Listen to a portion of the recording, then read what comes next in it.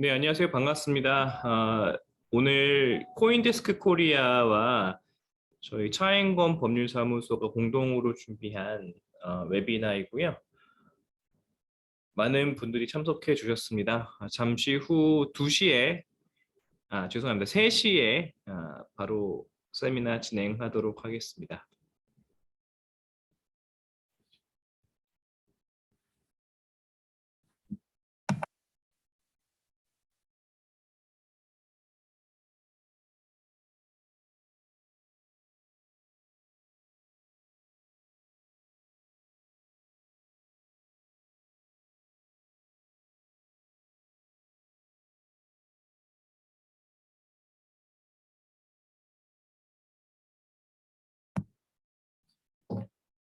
네, 안녕하세요. 반갑습니다. 저는 차인건 법률사무소의 권어훈 변호사입니다. 오늘 웨비나는 저희 차인건 법률사무소와 코인데스크 코리아가 같이 준비했습니다.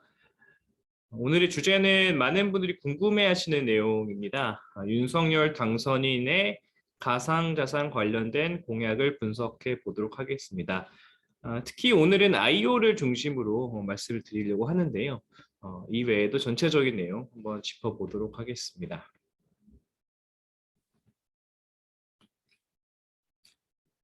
네, 제 소개를 먼저 드리자면은 저는 차인건 법률사무소의 파트너 변호사이고요. 현재 대한변호사협회 IT 블록체인 위원회 위원 등을 맡고 있습니다.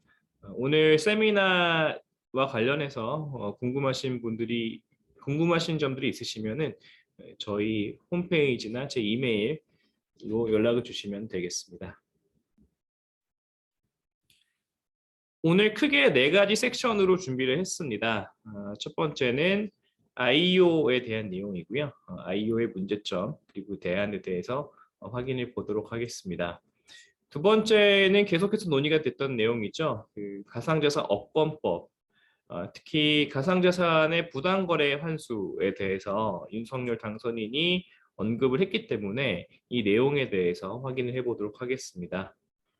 세 번째는 가상자산 과세에 관련된 내용인데요. 특히 5천만 원까지는 비과세하겠다는 공약이 눈에 띕니다. 이런 내용이 무엇일지 확인해 보도록 하겠고요. 네 번째도 역시 과세에 대한 부분입니다. 특히 NFT에 대해서 관심이 아주 많은데 여기에 대해서 어떻게 흘러갈지에 대해서 저희 의견을 전달 드리도록 하겠습니다. 진행하시면서 궁금한 점이 있으시면은 그 채팅창에 남겨주시면은 제가 오늘 세미나가 다 끝나고 한 번에 모아서 답변을 드릴 수 있도록 하겠습니다. 네, 첫 번째 주제입니다. 과연 IO가 능사일지, IO에 대한 문제점, 그리고 대안을 짚어보는 시간을 갖도록 하겠습니다.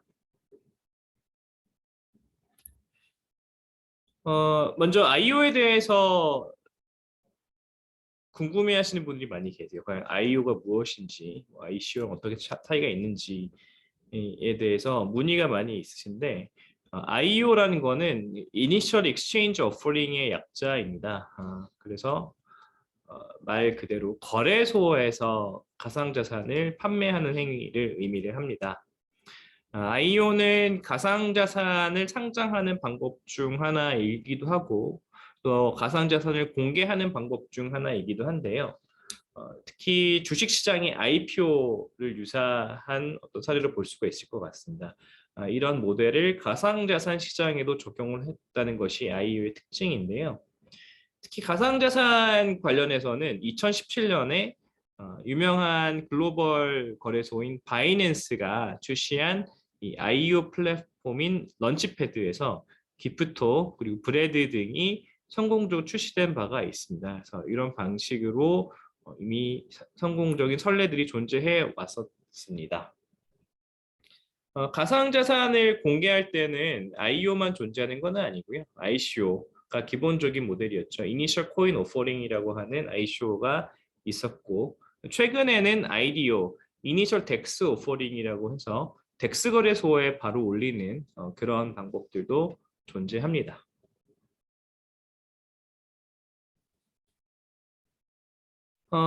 IO와 ICO를 비교를 하자면은 일단 ICO가 무엇인지 설명을 드려야 될 것 같아요. 그래서 ICO라는 것은 Initial Coin Offering이라고 하죠. 그래서 특히 IPO의 구조를 따왔다고 하는데요. IPO라는 건 Initial Public Offering의 약자죠. 그래서 주식 시장에서 주식 공개를 하는 것을 의미를 합니다. ICO를 한국에서 진행을 어떻게 해야 할지에 대해서도 문의가 많은데 일반적으로는 한국에서는 ICO를 금지한다라고 하기 때문에 해외 법인을 통해서 토큰을 발행을 하고요. 투자자가 해당 토큰을 구매를 한 다음에 국내 법인이 됐건 또 다른 해외 법인이 됐던 간에 어떤 운영 법인에서 해당 토큰을 실질적으로 운용하는 그런 구조로 구성되어 있습니다. 그래서 ICO의 경우에는 토큰 발행을 해외에서 직접 하는 법인이 존재하고 해당 법인이 토큰 발행, 판매까지 전부 진행을 하게 되는 거죠. 그래서 제3자가 끼는 것이 없습니다. 그에 비해서 IEO는 거래소가 관여를 하는 거죠. 가상자산 거래소라고 하는 어떤 주체가 거래소 내에서 토큰을 새롭게 발행을 하고 또 상장까지 하는 그런 방식을 의미를 합니다. 일반적으로 ICO와 IEO의 차이에 대해서 설명을 할 때는 IEO가 조금 더 투자자 보호에 유리하다라고 설명되는 부분이 있습니다. 왜냐하면은 ICO라는 거는 해외 법인에서 발행을 하게 되는데 과연 그 해당 해외 법인을 믿을 수가 있을 것이냐, 또 신뢰성이 있는 거냐, 뭐 이런 이슈들이 있을 수 있기 때문에 거래소가 만약에 책임지고 토큰 발행을 담당을 한다면은 그거는 거래소가 투자자 보호에 어떤 더 힘을 쓰지 않겠냐라고 하는 어떻게 보면 약간은 막연한 부분에서의 신뢰라고 볼 수가 있을 건데요. 한국 정부는 참고로 2017년 9월부터 ICO를 전면 금지를 했습니다.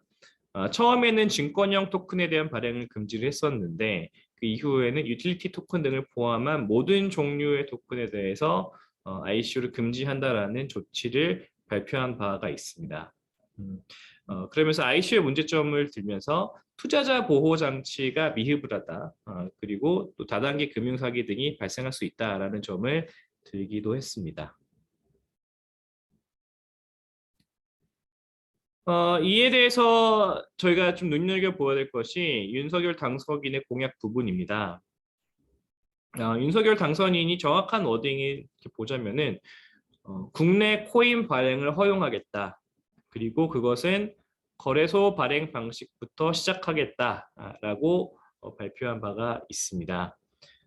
여기서 거래소 발행 방식이 무엇인지에 대해서 정확하게 나오진 않았습니다. 그래서 저희가 이제 예상하기로는 지금까지 있어왔던 예를 들어서 바이낸스 런치패드식의 IO라고 생각이 됩니다. 그렇다고 한다면은 그 거래소를 중심으로 한 암호화폐 발행을 의미하는 것으로 생각할 수밖에 없을 것 같습니다. 윤석열 당선인 측의 입장에서는 투자자 보호를 위해서 곧바로 ICO를 국내에서 모두 허용하기보다는 제3자가 관여되어 있는 IEO를 허용해서 단계적으로 규제를 풀겠다라는 입장으로 이해가 됩니다. 그렇다고 한다면은 예상되는 점은 현재 가상자산 거래소로 등록된 거래소 중에 그러니까 특근법상의 가상자산 사업자로 등록된 거래소들이 있죠. 그쪽에서 일정 기준을 충족한 거래소부터 IO를 담당하지 않을까 이렇게 예상을 하고 있는데요. 여기서 일정 기준이라 하면 특근법상의 기준이기 때문에 자금 세탁 방지, 그러니까 AML 요건을 의미를 한다고 봐야 될 것 같습니다.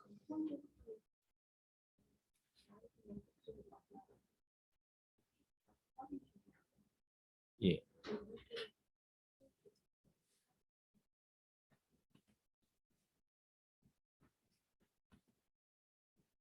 네, 저희 마이크 점검 잠깐 하고 진행하겠습니다.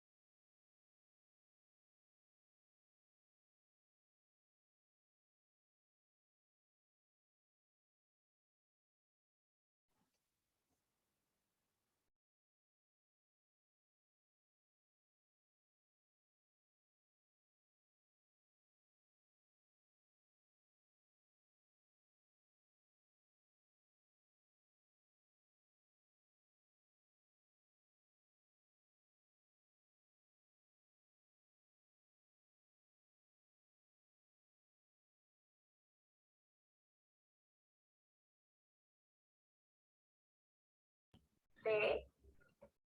네, 마이크 테스트 중입니다. 마이크 테스트 중입니다.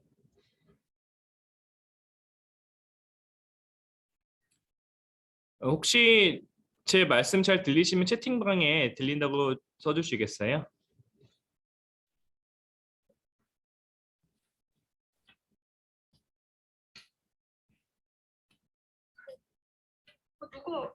저희 쪽에서는 안 들리는데 지금.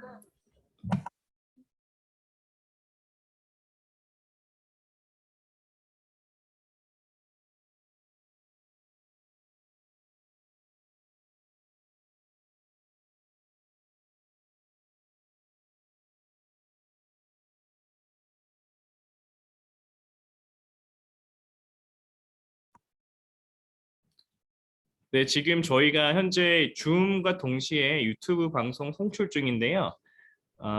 유튜브 방송에서 음성 문제가 있어서 저희 잠시만 한 2, 3분 정도 기다렸다가 다시 재개하도록 하겠습니다. 이 시스템에 문제가 있어서 잠시 진행을 정지하게 된 점 깊은 양해 부탁드리겠습니다.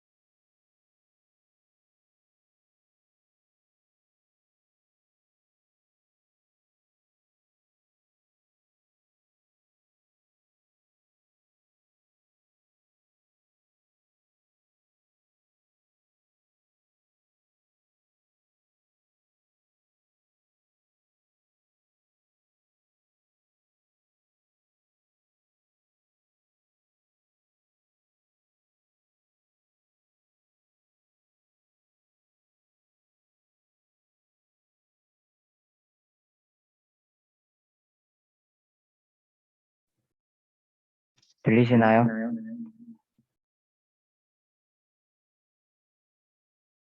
들리세요? 네, 들립니다. 네, 감사합니다.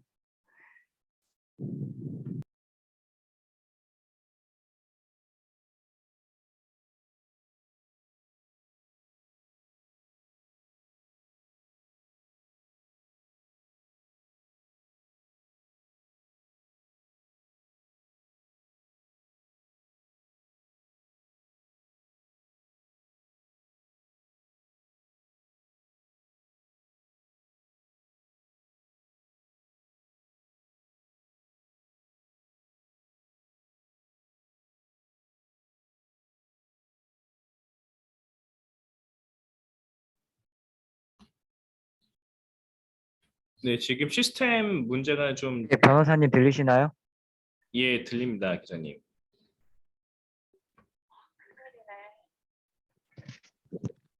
네, 지금 시스템 문제가 계속되고 있어서 저희가 잠시 지체되고 있는데요.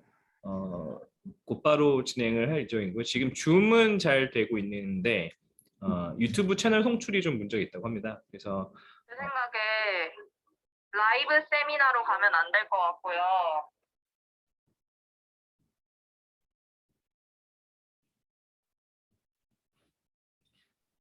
네, 오늘 그 강연 내용은 저희 차인권 법률사무소 유튜브 채널과 그다음에 코인데스크 유튜브 채널에서 동일하게 들으실 수 있어가지고요. 차후에라도 더 관심 있으신 분들은 해당 채널에서 이번 웨비나를 확인하실 수 있습니다.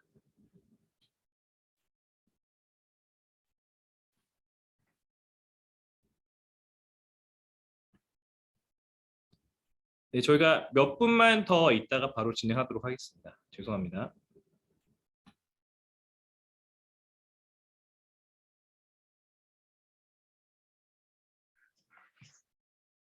네, 변호사님 잠깐 들리시나요? 지금? 네, 들립니다.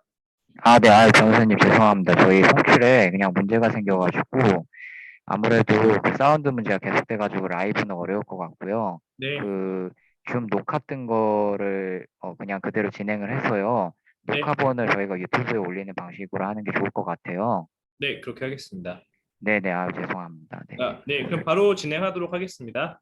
네, 알겠습니다. 준비. 마이크. 네, 그 죄송합니다. 이 슬라이드 다시 진행하도록 하겠습니다. 많이 기다려 주셨고요. 첫 번째 핵심 공약이었습니다. 윤석열 당선인 공약집을 보면은 사실 그렇게 많이 문장이 써 있지는 않은데 요 문장이 핵심적으로 쓰여져 있죠. 공약집에. 그래서 국내 코인 발행 가로치고 ICO를 허용하고 거래소 발행 가로치고 IO 방식부터 시작하겠다.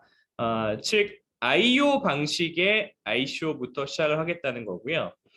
제가 다른 그 기고문 등에서도 밝힌 바와 같이 뭐 IO건 IDO건 모두 다 ICO의 일종이라고 보는 것에 대해서도 이 윤석열 당선인 측에서 이렇게 인정하는 것 같고요.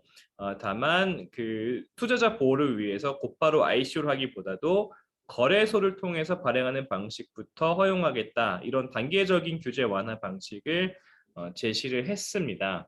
그래서 저희가 봤을 때는 특히 가상자산 사업자, 이 특근법상의 가상자산 사업자로 등록된 거래소 중에서 일정한 기준을 충족하는 거래소부터 IO를 시작하게 될 가능성이 높다고 생각이 됩니다.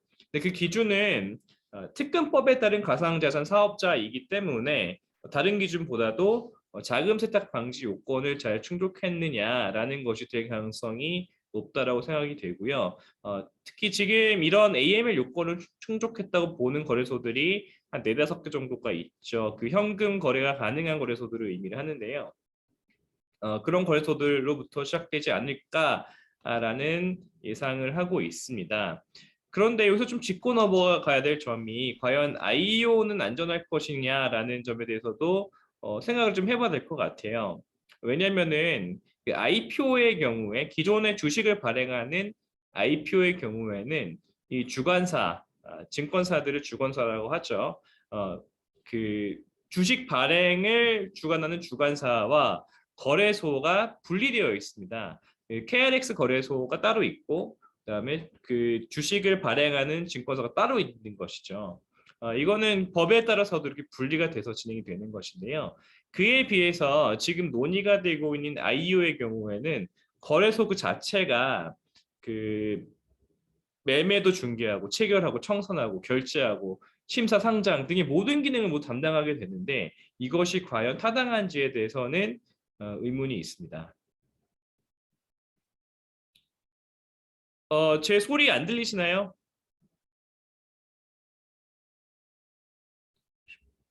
네, 오늘 소리 문제가 좀 많이 있어서 다시 한번 죄송한 말씀을 드리겠습니다. 안 들리신다는 분이 계셔가지고 제가 채팅방에서 여쭤봤습니다. 네, 소리가 들리는 걸로 제가 이해하고 진행하겠고요. 혹시라도 오늘 방송에 좀 문제가 있으신 분들은 저희 유튜브 채널이나 아니면 코인데스크 코리아 유튜브 채널에서 본 웨비나를 다시 보실 수 있기 때문에 거기서 다시 보시면은 감사하겠습니다. 다시 한번 오늘 이 문제에 대해서 양해의 말씀 부탁드리겠습니다. 네, 다시 돌아와서 IO의 경우에는 거래소가 매매도 중개하고 매매 체결도 진행하고 심사도 하고 상장까지 한다면은 독점적으로 모두 담당하게 되는 그런 문제점이 있다고 생각이 됩니다. 그렇다면은 과연 거래소는 믿을 수 있을 것인가라는 질문도 할 수밖에 없겠죠. 거래소에서 만약에 거래소가 자기 자신들이 취급하는 코인 자체 코인이 있다거나 아니면 자기 자회사들 특수관계인들이 진행하는 코인이 있다고 한다면은 그 상장에 대해서 어떻게 볼 것인가 등의 어떤 문제들이 발생할 수밖에 없습니다. 뭐 예를 들자면은 하나의 거래소가 작년 올해 기준이죠. 올해 기준 점유율이 75%까지 육박하는 그런 상황이 보여지고 있는데요. 이런 독과점적인 시장에서 과연 토큰 발행 업무까지 맡기는 것이 타당한가에 대해서는 의문이 있을 수가 있습니다.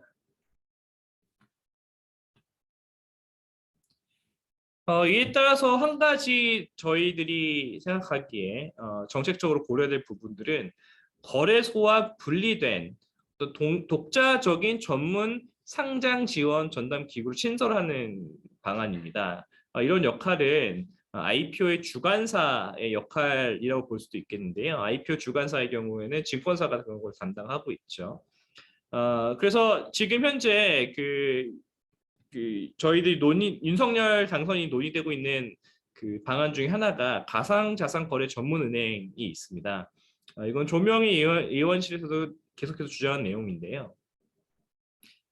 가상자산 거래를 지원할 수 있도록 현금과 가상자산에 대한 모두에 대한 어떤 전문성을 지고 있는 전문은행을 만들자는 것인데 만약에 이런 은행이 만들어진다고 한다면은 이런 은행과 연계돼서 상장에 대해서 독립적으로 지원을 하는 또는 그 상장 또는 토큰 발행 전담이 있겠죠. 그 ICO 자체에 대한 지원을 하는 그런 기구 또는 회사 등을 설립할 수 있도록 하는 것이 어떨까라는 것입니다. 그렇다고 한다면은 거래소를 통한 그 상장의 장점, 제3자를 통한 어떤 ICO 토큰 발행이라는 장점과 더불어서 거래소가 아닌 또 다른 제3의 기구가 토큰 발행을 담당한다는 점에서 거래소와 또 구분된 그런 정책을 취할 것으로 기대를 하고 있고요. 만약에 이러한 그 발행 전담 기구가 있다고 한다면은 한 가지 예로 저희가 요건을 들 수 있는 것은 자본시장법상의 금융투자업 인가 등에 비롯한 요건을 준하도록 하는 것을 좀 제안을 드리고자 합니다. 그래서 예를 들어서 좀 최소 자본금 얼마 이상, 뭐 예를 들어 5억 또는 10억 이상의 자기 자본, 또 임원의 어떤 자격 요건, 그리고 이해상충 방지 체계 등을 구축을 한다면은 IEO의 어떤 대안이 될 수 있지 않을까. 결국은 ICO를 신뢰할 수 있는 ICO를 향해 가는 어떤 길이 되지 않을까 이렇게 생각을 하고 있습니다. 그렇게 된다면 거래소는 상장 심사 그리고 매매 중개만 수행하도록 좀 역할을 또 보다 세분화할 필요는 있지 않을까 싶습니다. 지금 한국의 IPO의 경우에도 거래소 KRX가 이런 역할을 하고 있는 것이죠. 상장을 심사하고 상장된 주식들을 매매 중개하는 역할을 하고 있는 거니까요. 결국은 그 윤석열 당선인의 IEO 방향에 대해서는 궁극적으로 ICO를 허용하는 방향이 될 것은 뭐 현재 단계에서는 가능성이 높아 보입니다. 그 방법으로서의 IEO에 대해서는 좀 논의가 좀 많이 필요하다는 것이고요. 또 한 가지 저희들이 또 우려하는 바는 무엇이냐면은 국내 ICO와 해외 ICO 간의 어떤 그 역차별이 있어서는 안 된다는 점입니다. 이미 한국에서 ICO를 할 때는 해외 법인을 통해서 ICO를 많이 하고 있거든요. 특히 해외 법인 중에서도 토큰 관련 규제가 별로 없는 곳들, 최근에는 BVI라든지 바하마라든지 기타 오프쇼어 국가 등에서 토큰을 발행하고 있는데 거기서 특별한 어떤 그 토큰에 대한 법적인 규제가 없습니다. 그렇기 때문에 보다 자유롭게 디지털 자산들을 발행을 하고 있는 편인데요. 만약에 국내에서 ICO를 허용한다는 미명하에 ICO라든지 기타 토큰 발행 방식에 대해서 규제가 강화된다고 한다면은 국내에서 ICO를 허용하는 그런 그 정책의 장점이 퇴색될 수가 있기 때문에 해외와 비교했을 때 한국이 규제적으로 더 역차별받지 않도록 하는 방안이 중요합니다. 그래서 저는 한 가지 우려점이 규제가 도입되면 어쨌거나 그 해당하는 사업을 진행하는 기업 입장에서 부담이 될 수밖에 없거든요. 그래서 한국에서 ICO를 허용한다는 것이 과연 좋은 것이냐라는 것에 대해서는 의문은 있습니다.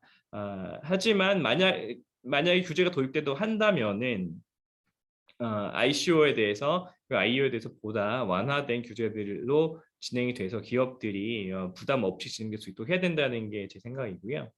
특히 한 가지 문제점은 그 한국 정부가 ICO를 전면 금지하긴 했지만 이 금지에 대해서는 법적인 근거가 없습니다. 이게 가이드라인에 해당할 뿐이기 때문에 어떻게 보면 행정 지도의 일종으로밖에 볼 수가 없어요. 그렇기 때문에 과연 한국에서 ICO를 했다고 해가지고 지금 상황에서 그런 ICO를 한 업체에 대해서 처벌할 수 있느냐? 그렇다면 처벌할 수 있는 방법은 없어요. 다만 사실상 ICO를 금지한다는 어떤 행정 지도 때문에 다양한 불이익을 주고 있을 뿐이죠. 그렇기 때문에 설령 IEO를 허용한다 하더라도 보다 기업들이 보다 투자 활동을 더 활발히 할 수 있는 방법으로 가야 된다는 것은 중요할 것 같습니다. 네, 다음 주제입니다. 다음 주제는 가상자산 부당거래 환수에 대한 업권법의 내용을 좀 더 짚어보고자 합니다.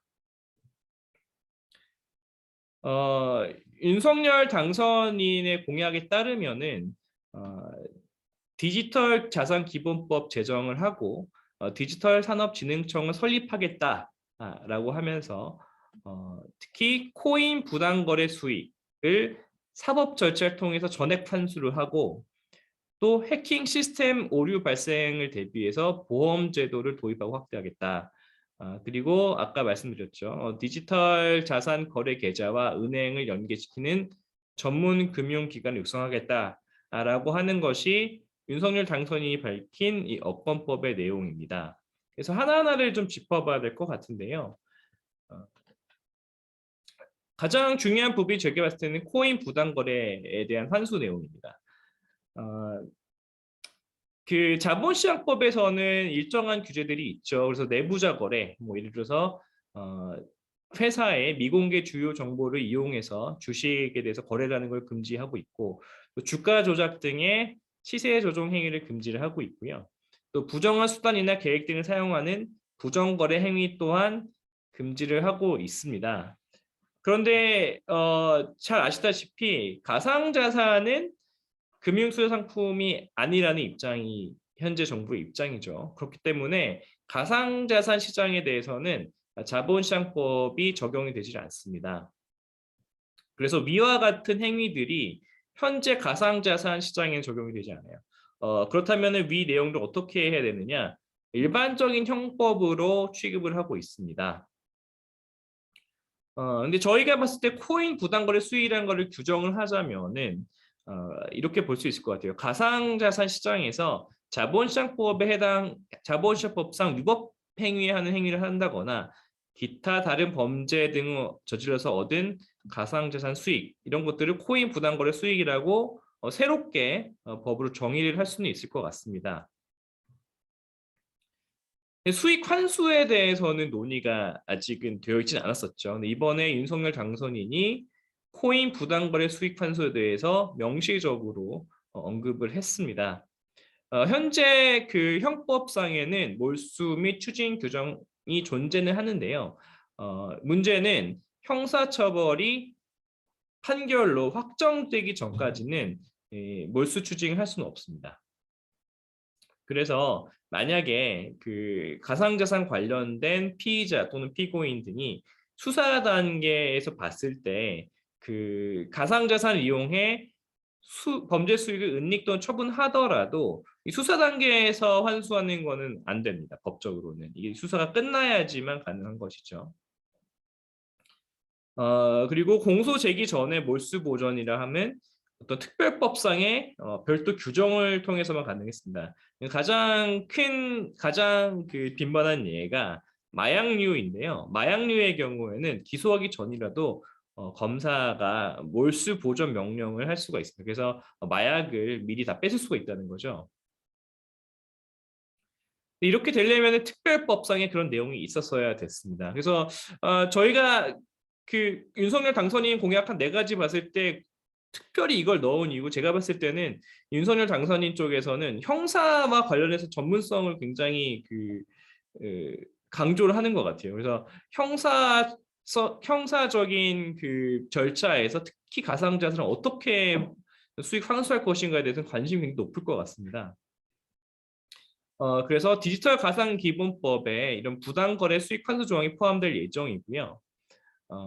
그렇다고 한다면 만약 이 법이 진행이 된다고 한다면은 수사 과정에서 몰수 취득한 범죄 수익을 이제 환부할 수가 있는 거죠. 피해자에게 환부하거나 국고에 귀속시키는 거죠. 뭐 예를 들어서 부패재산 몰수법에 보게 되면은 이 법에 따라서 몰수된 범죄 피해 재산은 피해자에게 환부할 수 있도록 해서 가상자산 관련된 피해들이 발생했을 경우에도 이러한 법을 제정에 따라서 피해자들에게 전달할 수 있을 것으로 보입니다. 실제로 가상자산 관련된 형사사건들이 굉장히 증가를 하고 있는데 피해에 대한 보상이 안 되는 것은 현실적으로 문제가 있는 것 같습니다. 다만 그런 법이 생긴다고 해서 바로 피해가 보존될 것인가에 대해서는 의문이 있을 수밖에 없습니다. 왜냐하면은 저희가 1부에서 말씀드린 것처럼 ICO건 IEO건 대부분의 가상자산 발행은 해외 법인을 통해서 진행되기 때문에 해당하는 해외 법인에까지 과연 이런 공권력이 미칠 것인가에 대해서는 의문이 있을 수밖에 없고요. 따라서 윤석열 당선인의 공약이 진행된다 하더라도 국내에 한해서 만약에 보전하거나 환수하는 게 그친다고 한다면은 생각보다 그 피해에 대한 회복이 적을 수도 있다라는 점은 좀 짚고 넘어가야 될 것 같고요. 두 번째로 예상되는 이 업권법의 내용은 윤 당선인이 얘기한 두 번째 포인트가 바로 보험제도 도입입니다. 그래서 거래소의 해킹 또는 시스템 오류 발생을 대비해서 보험제도를 도입하겠다는 건데요. 이것도 법으로 만든다고 한다면은 예를 들어서 뭐 다단계 판매에서의 공제조합처럼 어떤 사업자들끼리의 법정 단체, 특히 공제조합 같은 어떤 법정 단체가 만들어질 것으로 예상이 될 수는 있을 것 같습니다. 만약 이렇게 된다면은 이제 IEO를 담당했던 거래소라든지 아니면은 해킹을 당한 거래소라든지 아니면 제가 말씀드린 것처럼 발행 전문 기관이 있다고 해서 한다고 하면 그런 기관들끼리 어떤 보험제도 도입이 나타날 수도 있다라는 점이 예상 가능할 것 같고요. 세 번째 부분은 은행과 연결되는 그 전문 금융기관인 것이죠. 그래서 지금 현재 문제점이 거래소가 만약에 현금을 다루고 싶다 하더라도 은행에서 그 원화를 지원하는 계좌를 개설하지 않는다고 한다면 거래소가 현금을 다룰 수가 없었습니다. 그런데 만약에 디지털 자산 거래 계좌를 전문적으로 하는 어떤 금융기관이 육성이 된다고 한다면은 보다 활발히 거래소가 원화 계정을 이용할 수 있을 것으로 예상이 되고요. 그래서 이런 점들은 좀 기대가 되는 부분이라고 할 수 있겠습니다. 네, 그래서 두 번째 파트인 업권법에 대해서 저희가 점검을 해봤고요. 세 번째 파트에서는 가상자산 과세 정책에 대해서 한번 다뤄보도록 하겠습니다.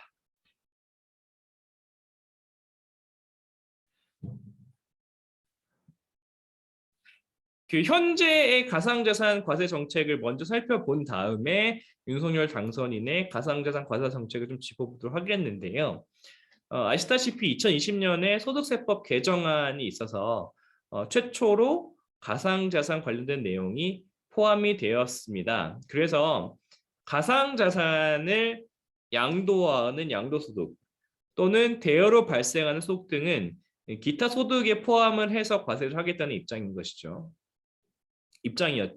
이거는 개인에 대한 과세로 보시면 될 것 같아요. 많은 질문들이 있으신데 법인의 경우에는 종합과세이기 때문에 법인의 모든 수익에 대해서는 과세가 됩니다. 법인세로. 다만 개인에 대해서 소득세를 과세하려면은 개인에 대해서 소득에 대한 어떤 열거된 소득에 대해서만 과세를 할 수 있었기 때문에 지금까지는 과세를 못했었는데 이번 소득세법 개정안으로 개인에 대해서도 양도세, 그다음에 대여세에 대해 양도소득 또는 대여로 발생한 소득에서는 기타 소득으로 과세를 한다는 입장이었죠. 특이하게도 기타 소득이긴 하지만 양도소득과 마찬가지로 20% 세율로 분리과세를 하겠다는 게 이번 소득세법 개정안이었죠. 그리고 250만 원까지 소득이 되는 비과세를 한다는 입장이었습니다. 다만 그 국회에서 이번 소득세법 개정안을 한번 유예를 했습니다. 그래서 2023년 1월 이후로 발생하는 소득에 대해서만 소득부터 가상자산 소득을 과세하겠다는 입장이었는데요. 이번 대선 과정에서 그 가상자산 과세 유예에 대한 말이 많았죠. 그래서 저희가 봤을 때는 한 차례 더 유예가 될 수 있지 않을까라고 기대는 하고 있습니다. 윤 당선인의 과세 정책에 대해서는 한 문장으로 나왔었는데요.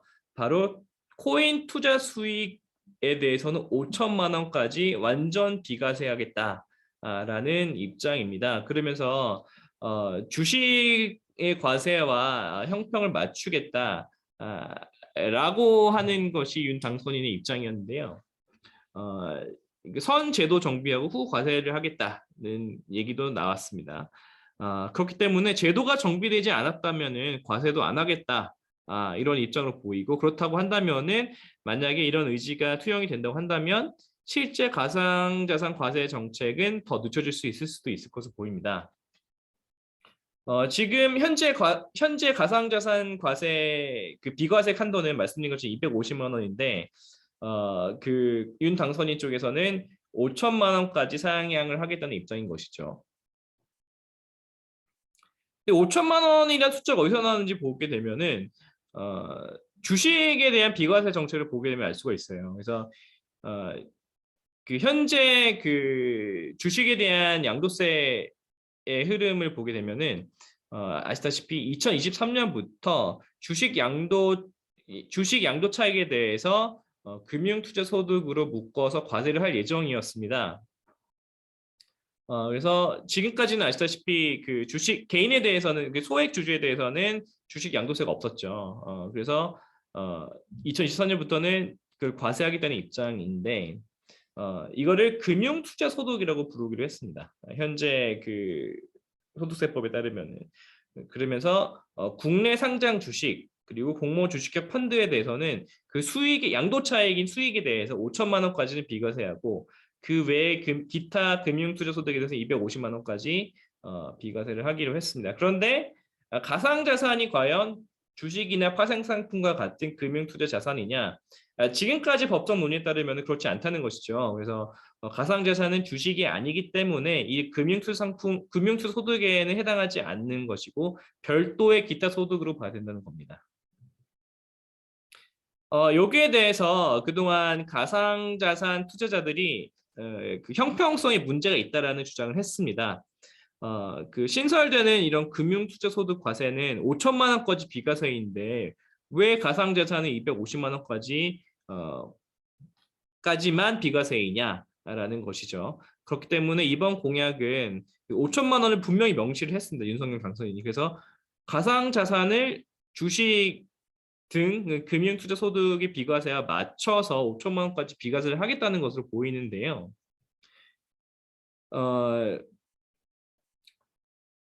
다만 한 가지 좀 이해 안 가는 부분이 있는 것 같아요. 저희가 이번 슬라이드에는 담지는 않았지만 가상자산 소득과 구분되는 주식 양도세에 대해서 윤석열 당선인의 공약집을 보면은 주식 양도세를 모두 폐지하겠다는 입장이에요.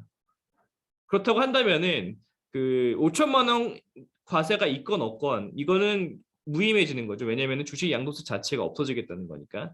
그렇다면 5천만 원 비과세는 주식이 아니라 가상자산에만 적용이 되는 것이 아니냐라는 문제점에 대해서는 좀 짚고 넘어가야 될 것 같습니다. 그래서 5천만 원이라는 점은 그 윤석열 당선인은 공약집에는 가상자산과 주식을 비교해서 형평성을 맞추겠다고 적시를 하긴 했지만 만약에 주식 양도세를 전부 다 비과세한다면은 그럼 더 나아가서 가상자산의 경우에는 그 양도세를 하는 것이 옳으냐라는 의문은 나올 수밖에 없을 것 같습니다. 그래서 저는 만약에 주식 양도세도 전부 다 없애버린다고 한다면은 가상자산에 대해서도 유사하게 양도세를 없애야 되는 것은 아닌지라는 의문은 드는 것 같습니다. 네, 질문을 많이 주고 계신데 혹시 질문이 있으시면 저 채팅방에 남겨주시거나 저한테 개인 메시지 주시면 제가 취합해서 이번 세미나에서 말씀드리거나 아니면은 저 유튜브 채널에서 다시 한번 더 말씀드릴 수 있도록 하겠습니다. 네, 마지막 파트는 NFT 과세에 대한 내용인데요. 이것도 좀 짚고 넘어가도록 하겠습니다. NFT라는 거는 이제 많은 분들이 많이 이제 익숙해지신 것 같아요. Non-fungible 토큰이죠. 그래서 이게 과연 무엇이냐에 대한 논의는 계속해서 나오고 있습니다. NFT 관련 사업이 급속도로 성장 중이긴 하긴 한데 현행법상 딱 NFT를 특정해서 과세할 수 있는 근거 규정은 없습니다. 그래서 말씀드린 것처럼 개인에 대해서는 만약에 소득세로 과세를 하려면은 그 소득이 어떤 소득인지에 대해서 열거를 해야 되는데 NFT를 명시적으로 열거는 하지 않기 때문에 개인의 NFT 양도차익에 대해서는 과세를 못할 수도 있다라고 볼 수 있을 것 같아요. 그에 비해서 법인의 경우에는 NFT건 뭐건 다른 것이건 어쨌거나 법인의 소득이 있다고 한다면 법인세로 과세할 수는 있는 점은 유의해야 될 것 같습니다. NFT가 과연 특근법상의 가상자산인지에 대해서는 논란이 있을 수 있어요. 왜냐하면은 현재도 가상자산의 과세를 하기 위해서는 특근법상의 가상자산을 근거로 해서 정의를 내리고 있습니다. 그러니까 소득세법도 소득세의 대상이 되는 가상자산의 정의를 특근법에 의지를 하고 있다는 거죠.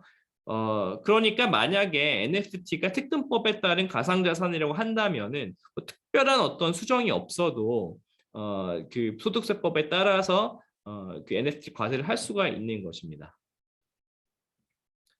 현재 NFT 법적 지위에 대한 논의는 특히 FATF의 가이드라인을 기준으로 이루어지고 있다고 생각이 됩니다.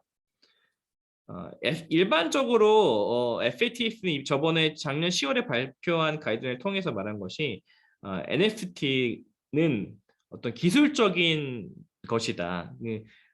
어떤 수집품으로 사용되고 있는 기술이다. 라고 정의를 하고 있죠. 그래서 일반적으로 NFT는 지불이나 투자 수단이 아니다. 라는 입장을 밝힌 바가 있습니다. 그리고 2021년 작년에 홍남기 경제부총리께서 NFT에 대해서 가상자산에 포함되는지 논란이 있는데 현재는 가상자산으로 보고 있지 않다라고 언급하기도 했었죠. 그에 비해서 또 NFT가 가상자산이 맞다라고 하는 주장도 있을 수가 있는데요. 왜냐하면 FATF도 설령 NFT가 그 기술적인 부분이 있긴 하지만 만약에 그 실질이 지불 또는 투자 목적으로 활용할 경우에는 해당하는 NFT는 가상자산이 될 수 있다라고 어떤 종합적인 입장을 좀 취하고 있죠. 그리고 금융위원회 도규상 부위원장님께서 NFT가 포섭될 수 있다. 그 가상자산 내에 포섭될 수 있다라고 말한 적도 있습니다. 그렇기 때문에 NFT의 성질에 따라서 이게 과세될지 아닐지가 결정될 수 있다라고 볼 수 있을 것 같고요. NFT 이게 단순히 NFT이기 때문에 가상자산이 아니어서 과세가 안 된다라고 하는 거는 어폐가 있을 수 있다는 말씀입니다.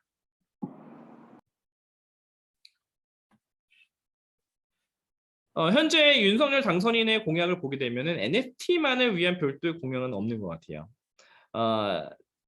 다만 이번에 디지털 자산 기본법의 제정이 이루어질 것으로 보이기 때문에 이 법에서 NFT의 어떤 법적 성질을 규정하고 여기에 따라서 규율될 것으로 예상이 됩니다. 다만 그 윤석열 당선인 캠프라든지 아니면 인수위에서 말하는 다양한 규제 완화 정책들을 보게 되면은 기본적으로 네거티브 규제 방식으로 접근을 하겠다는 입장이죠. 그래서 네거티브 규제를 하면 안 되는 것을 제외하면 다 된다. 이런 방식으로 갈 거기 때문에 보다 완화된 규제가 적용되지 않을까라고 기대는 하고 있습니다. 이에 반해서 포지티브 규제는 되는 것만 쓰고 나머지는 안 된다는 것이잖아요. 현재 많은 법들, 특히 뭐 특근법이라는 것 이런 것들에서도 포지티브 규제로 접근하고 있기 때문에 이런 부분들은 좀 완화가 되지 않을까라고 기대를 하고 있습니다. 만약에 그 NFT가 특근법상의 가상자산으로 분류가 된다면은 저희가 3부에서 살펴본 가상자산 과세 정책이 모두 적용될 것으로 보입니다. 그래서 일단은 과세 대상이 되는 것이고 다만 윤석열 당선인의 주장대로 5천만 원까지는 비과세가 될 수가 있다는 거죠. 다만 제가 한 번 더 강조를 하자면은 만약에 윤석열 당선인의 공약대로 주식 양도세를 전부 다 폐지한다고 한다면은 그렇다면 가상자산 양도세도 폐지 절차로 가야 되는 것이 아닌가라는 생각은 있습니다. 따라서 가상자산에 해당이 되는지를 살펴보려면은 그 NFT가 어떤 형태로 활용이 되는지를 면밀히 살펴볼 필요가 있어요. 단순히 NFT이기 때문에 가상자산이 아니고 또 과세되지 않는다라고 보기엔 좀 위험성이 있다는 겁니다. 특근법상의 가상자산이란 게 아니라고 하더라도 또 다른 그 법들, 뭐 디지털 자산 기본법 등에 따라서 NFT의 법적 성질이 결정될 가능성도 있고요. 그렇기 때문에 NFT의 형태, 목적들을 좀 면밀히 살펴봐야 될 것으로 보입니다. 네, 저희가 준비한 자료는 이렇게 좀 마무리를 하려고 하고요. 윤석열 당선인에 대한 그 공약들이 가상자산 관련된 공약들이 한 4가지 정도가 보이는데 아직까지 구체적인 어떤 내용들은 나와 있지는 않습니다만 저도 그 방향성에 대해서는 충분히 논의가 가능하다고 보입니다. 특히 ICO 허용과 관련해서는 보다 많은 ICO 발행 프로젝트들이 발생할 것으로 보이는데 다만 그 한국에서 ICO 허용된다고 하더라도 그것이 반드시 좋은 방향으로 갈 거냐에 대해서는 의문이 있을 수 있기 때문에 면밀한 법적인 검토가 좀 필요하다고 볼 수 있겠습니다. 네,